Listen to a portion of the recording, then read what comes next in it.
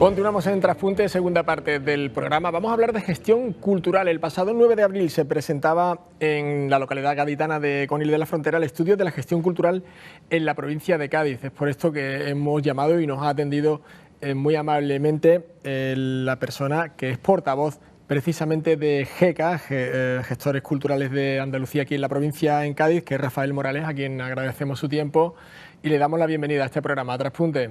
Rafael, ¿qué tal? Encantado de estar con vosotros. Un placer. Decíamos hace nada, unos minutitos, que el pasado 9 de abril se presentaba en Conil ese estudio de gestión cultural en nuestra provincia, en Cádiz. ¿Qué balance puedes hacer o nos puedes sintetizar de ese estudio? Bueno, pues hay que decir lo primero que agradecer a la Diputación Provincial de Cádiz que apoyara esa investigación que hemos hecho, que nos parece esencial para hacer un diagnóstico lo más exacto posible de la situación del sector de la cultura en la provincia de Cádiz. Y bueno, pues nos hemos encontrado tanto con datos tremendos, provocados lógicamente por la pandemia, por la COVID, pero también nos hemos encontrado con que la esperanza no se ha perdido, aunque muchísima gente lógicamente ha tenido enormes dudas, las sigue teniendo, sobre todo porque bueno, estamos a la espera todavía de que haya medidas que favorezcan la reactivación económica, la reactivación cultural de un sector que ha sido especialmente castigado por esta pandemia. Sin duda, ese estudio está bueno, pues canalizado por la situación que estamos viviendo de pandemia, un sector que de por sí es reivindicativo siempre porque parece que a perro flaco siempre le salen más pulgas. Bueno, tenemos que decir en sentido positivo que la cultura nunca se ha visto de mejor manera que en este último año. En el sentido de que, bueno, toda la sociedad ha asistido a cómo gente que estaba pasándolo muy mal en el sector de la cultura, sin embargo, ha ofrecido gratuitamente todos sus servicios y sus productos, sus obras, a través de plataformas online para salir adelante de un confinamiento que ha causado estragos tanto en lo físico como en lo mental y en lo emocional, ¿no? Y eso ha dado de sí, por ejemplo, que instituciones como el Senado o el Congreso recientemente hayan aprobado el reconocimiento a la cultura como bien esencial. Eso es un avance importante, pero tenemos que convertirlo no en retórica, sino convertirlo en medidas concretas. Y ahí es donde el sector está padeciendo una situación que si los poderes públicos no se ponen todos juntos manos a la obra, puede suponer la pérdida de todo el capital cultural que se ha creado en el ámbito de las artes, especialmente en las 2 últimas décadas. Para daros unos datos, ¿no? En relación al estudio que hemos hecho precisamente en la provincia de Cádiz, ¿no? Que más del 22% de los gestores culturales ha reducido su actividad prácticamente al mínimo y, por supuesto, se ha tenido que buscar la vida en otras actividades alternativas. Más del 8% de autónomos de Andalucía ni siquiera han podido reanudar en lo básico su actividad. Y hay un dato que es el que demuestra el gran compromiso que siempre ha tenido la cultura con la sociedad. Y es que el 71% de los creadores andaluces ha realizado iniciativas culturales de muchos tipos para que de manera gratuita llegue a la gente durante el confinamiento. Y ya no me refiero solo a las plataformas online. Muchos músicos, mucha gente de las artes escénicas han hecho pues sus shows, espectáculos en balcones, en azoteas, en plazas, para que lo vieran los vecinos y vecinas. Quiero decir que ha sido algo, un hecho sociológico histórico y que creo que los poderes públicos deberían ahora reaccionar como deben y poner a este sector que es estratégico para la economía en Andalucía, ponerlo en la primera posición con otros sectores, lógicamente, ¿no? Y también otro dato importante, que las empresas culturales han perdido entre el 40 y el 75% de sus ingresos anuales, ¿no?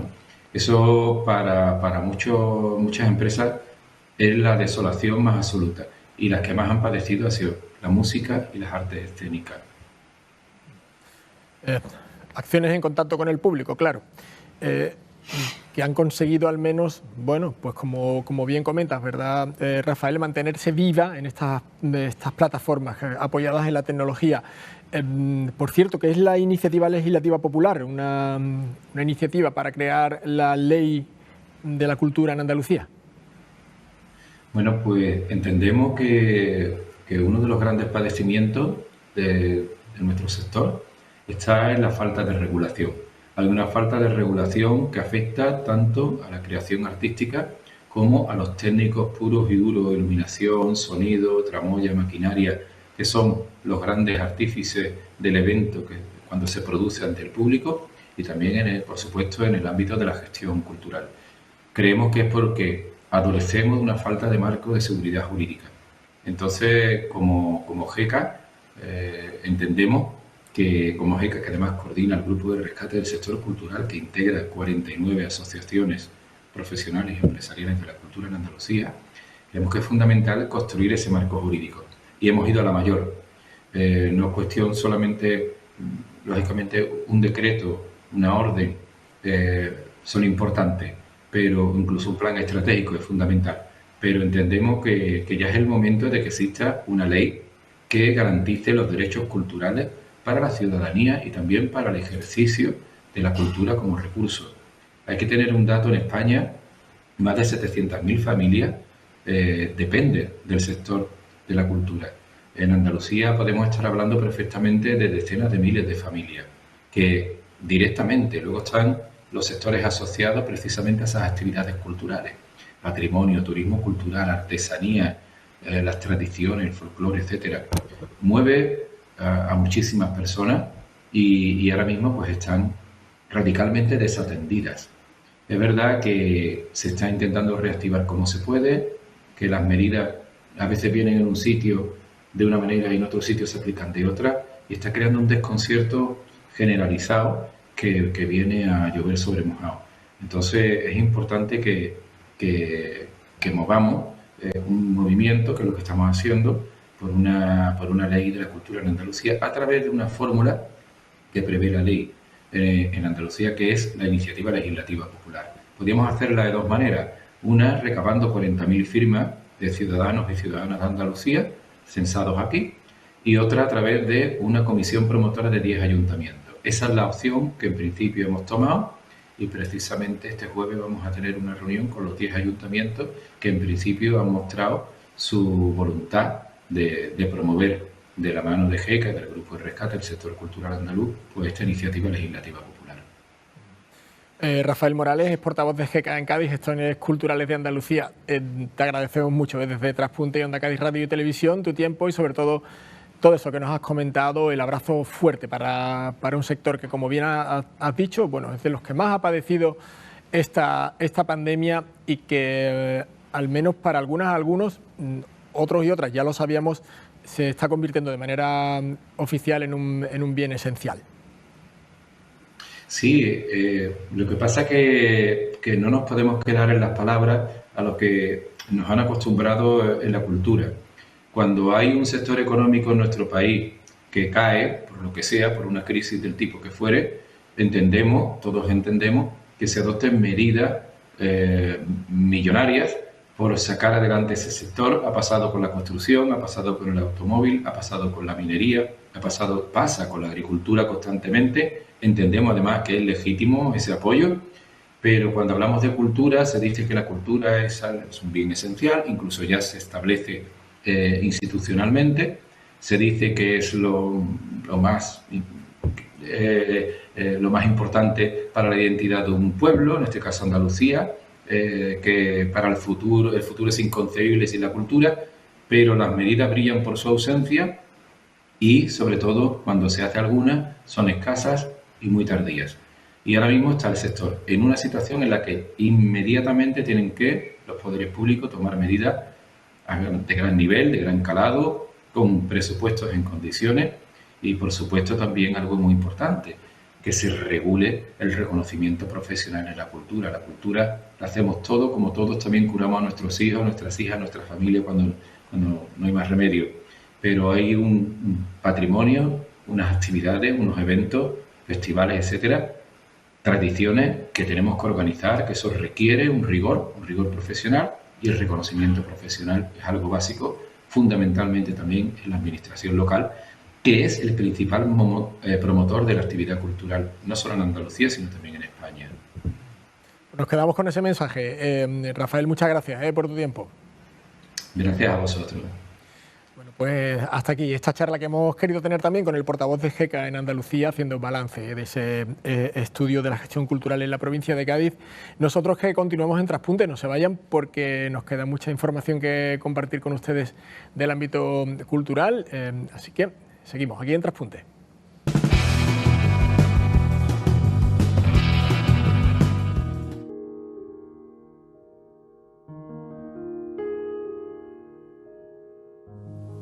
La Casa de Iberoamérica tiene dos colecciones de escultura, la de Cornelis Tintman, que ya hemos visitado anteriormente, y hoy vamos a acercarnos a la de Juan Luis Vasallo, escultor gaditano, hijo a su vez del pintor gaditano Eduardo Vasallo. Juan Luis Vasallo nació en el año 1908 y murió en el año 1986. Tiene una larga trayectoria artística en la que combinó no solamente su faceta como escultor, sino como pedagogo. Nos encontramos hoy en un espacio singular, el estudio del artista.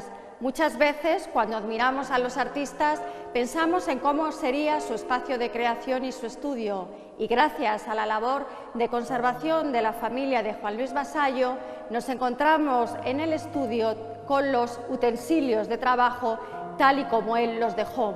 Por un lado nos encontramos con mesas de madera, pedestales, atriles, mazos, tijeras, martillos y sobre todo un armario de utensilios donde encontramos los buriles y las diferentes herramientas con los cuales él moldeaba los diferentes materiales con los que trabajaba, desde el barro a la arcilla, al bronce, al mármol y a la piedra. En este estudio, donde él se sentía el rey y podía de alguna manera investigar las posibilidades de la materia, él solía decir que precisamente las obras, y como se señala en esta frase que tenemos en el mural, las obras que él creaba eran como los hijos de un buen amigo. Así que vamos a acercarnos a los hijos de ese buen amigo y vamos a ver cómo esas obras de Juan Luis Vasallo pueblan también un universo de temas que van desde maternidades, desde desnudos clásicos, desde bocetos en barro, hasta obras monumentales que a veces han sido encargos. Y en este universo de obras que nos encontramos en este estudio podemos encontrar desde un esbozo de una cabeza clásica hasta la cabeza de un Cristo crucificado y bellas esculturas femeninas con, si acaso, perfiles que recuerdan el aspecto formal clásico, pero con una mirada contemporánea, que es lo que tiene Juan Luis Vasallo. Hay que recordar que Juan Luis Vasallo se forma en Madrid, en la Escuela de Artes y Oficios, y que posteriormente, cuando ya aprueba la cátedra de Artes y Oficios, da clases en Ávila, donde encontrará las posibilidades para estudiar la piedra y cómo es la escultura en piedra. Posteriormente se traslada a Jerez, de Jerez a Sevilla y finalmente recala en Madrid, donde obtiene la cátedra de modelado y escultura en el año 1948, y es en Madrid donde ha desarrollado la mayor parte de su trayectoria profesional. Su método de trabajo, que es en fin lo que nos viene a contar este estudio, partía primero de una idea abstracta en la cabeza que intentaba plasmar en el dibujo. En el dibujo se plasmaba esa bidimensionalidad, como veremos más adelante, y de esa bidimensionalidad del dibujo pasaba a intentar hacer un esbozo de esa idea que tenía en la cabeza en barro.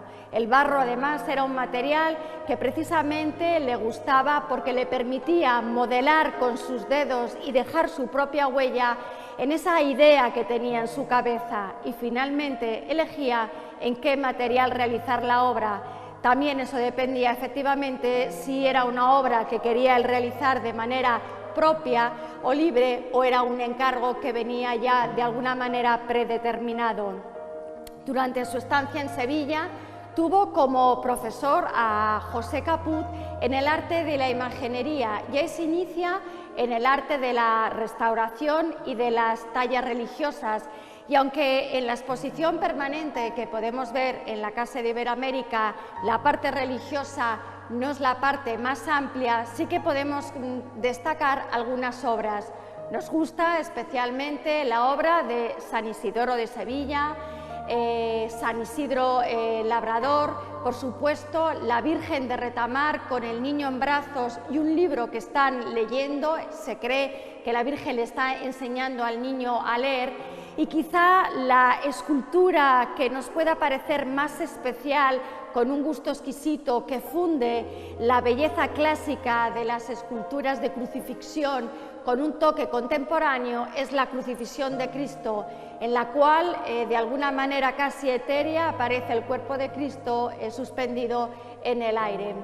Así que bienvenidos al universo de Juan Luis Vasallo, a sus obras que son bastante extensas y que iremos conociendo poco a poco en esta colección permanente que se puede visitar en la Casa de Iberoamérica.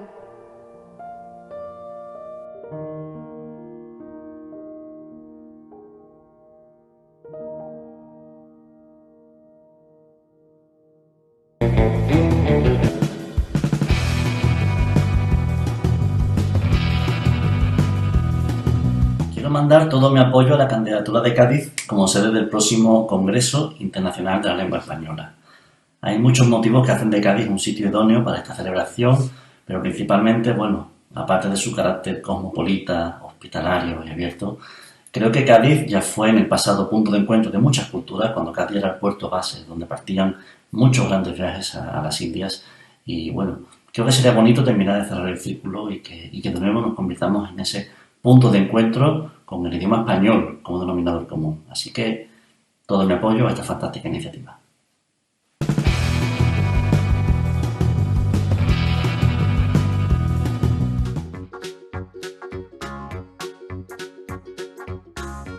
Bueno, la recomendación de hoy que hacemos desde la red de bibliotecas municipales es de un álbum ilustrado que se ha publicado recientemente en la editorial Nube 8 de David Clay y Benjamin Schott, que se llama Cosas que no hacen los mayores. Es un álbum ilustrado dedicado a niños entre 3 y 6 años, aunque realmente la historia que nos cuenta es más enfocada a los padres y a las madres que les contamos cuentos a los niños, que les contamos cuentos y que además intentamos educarlos, decimos que con el ejemplo, pero no siempre es cierto, como nos demuestra la recomendación que tenemos hoy. Muchas veces le decimos a los niños que los mayores no gritan, que los mayores no discuten, que los mayores no tiran papeles al suelo, que los mayores no tienen miedo, que los mayores son educados, que los mayores no desordenan las cosas y que los mayores todo lo hacen perfecto. Realmente el álbum lo que nos viene a demostrar que los mayores hacemos todas esas cosas, que no somos perfectos y que la educación en valores se demuestra con el ejemplo. Lo interesante de este álbum, además de sus magníficas ilustraciones, que además son muy divertidas, es que las guardas del libro, tanto las guardas delanteras como las guardas traseras, nos van a dar la posibilidad de interactuar con los niños. Las delanteras reproducen obras de arte que podemos ver en los museos y que además nos dan pie para ir comentando con los niños esas obras de arte que están en los grandes museos y que además están totalmente desvirtuadas para jugar con ellos. Y en las guardas traseras nos plantea un mapa donde colocar esas situaciones de cosas que decimos los mayores que no hacemos los mayores. Este libro lo tenéis en todas las bibliotecas municipales y ya sabéis que solo necesitáis vuestra tarjeta de usuario para poderlo llevar a casa.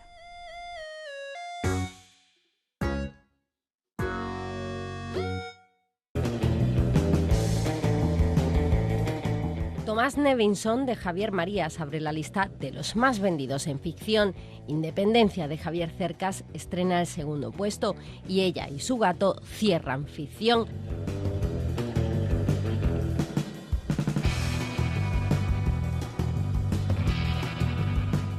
En los libros de no ficción vuelve El infinito en un junco. A continuación, el segundo puesto de nuevo, Hazlo tú mismo, maestros de la costura. Y por último, Enrique Sánchez y su cocina cierra este bloque.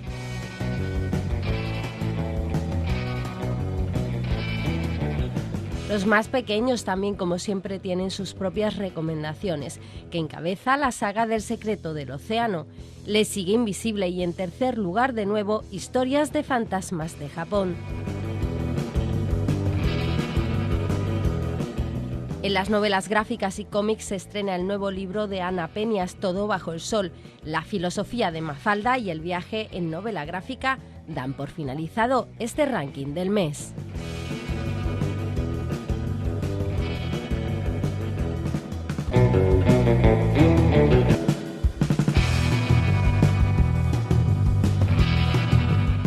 Y hasta aquí Traspunte de esta semana. Volveremos la próxima con más información y noticias en torno a la cultura. Traspunte, sigan disfrutando de toda la programación de Onda Cádiz Radio y Televisión.